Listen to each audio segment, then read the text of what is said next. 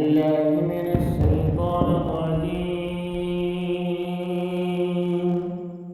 بسم الله الرحمن الرحيم.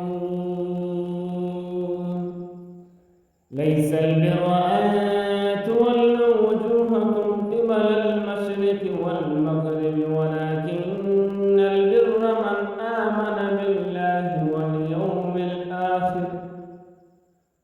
من آمن بالله واليوم الآخر والملائكة والكتاب والنبيين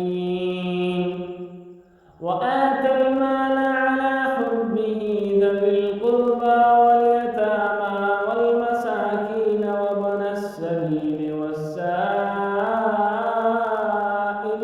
وفي الرقاب وأقام الصلاة وآتى الزكاة والموفون بعهدهم إذا عاهدوا والصابرين في البأساء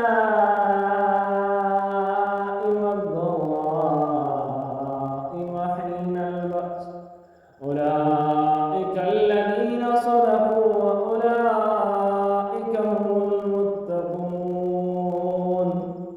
يا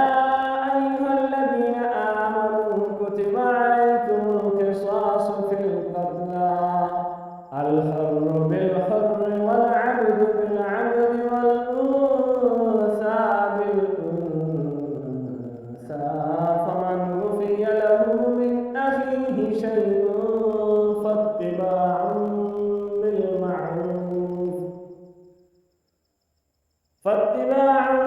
بالمعروف وأداء إليه بإحسان ذلك تخفيف من ربكم ورحمة فمن اعتدى بعد ذلك فله عذاب أليم.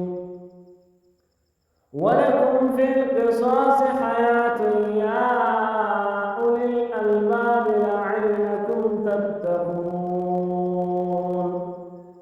كتب عليكم إذا حضر أحدكم الموت إن ترك خيرا الوصية للوالدين والأقربين بالمعروف حقا على المتقين.